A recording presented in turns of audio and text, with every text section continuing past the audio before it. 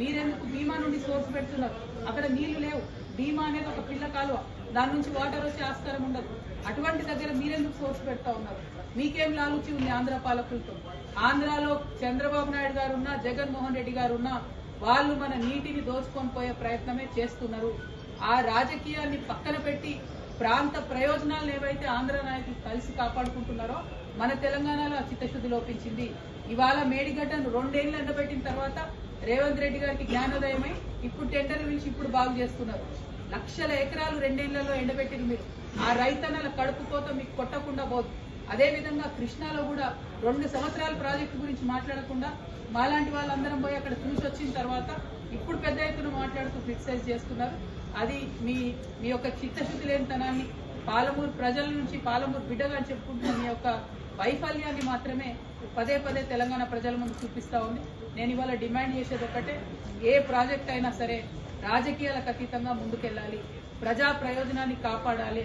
అది కాపాడే విధంగా ముందుకు పోవాలి తప్ప ప్రతి ఒక్కదాన్ని రాజకీయంతో ముడిపెట్టి ప్రాజెక్టు నాపితే ఏదో ప్రతిపక్షాలను బదనాం చేయొచ్చు అనే ప్రయత్నం కరెక్ట్ కాదు. ఇప్పటికైనా పాలమూరు రంగారెడ్డి ఇంటేక్ సోర్స్ మార్చండి, మార్చినటువంటి దాంతో పనులు చేయండి. అయినా ఒక్క మాట నేను అడుగుతా ఉన్న తెలంగాణ ప్రజలు కూడా గట్టిగా ఆలోచన చేసుకోవాలి. ముఖ్యమంత్రి గారు ఒక మాట చెప్పారు, నిన్న పాలమూరు రంగారెడ్డి మీద మొత్తం ఎన్జిటి స్టే ఇచ్చిందని చెప్పారు. రాయలసీమ లిఫ్ట్ ఇరిగేషన్ మీద స్టే లేదా అండి? వాళ్ళు పనులు చేసుకోలేదా వాళ్ళ భూభాగంలో? పోతిరెడ్డిపాడు మీద స్టే లేకుండానా? వాళ్ళు పనులు చేసుకోలేదా వాళ్ళ భూభాగంలో? మరి మీరు 2 సంవత్సరాల నుంచి 27,000 ల్యాండ్ అక్వైర్ అయి ఉంటే కూడా ఒక్క కాలువ కూడా ఎందుకు తవ్వలేదు? మీ డిప్యూటీ సీఎం గారి దగ్గర, ఫైనాన్స్ మినిస్టర్ గారి దగ్గర 12,000 ఫైళ్లు పెండింగ్ ఉన్నాయి. అందులో పాలమూరు రంగారెడ్డి ఇరిగేషన్ సంబంధించిన ఫైళ్లు, జీఎస్టీ యాడ్ అయిన ఫైళ్లు కూడా పెండింగ్ ఉన్నాయి. అందుకే ఒక్క కాంట్రాక్టర్ కూడా ఒక్క తట్టెడు మట్టి కూడా తవ్వుతలేడు.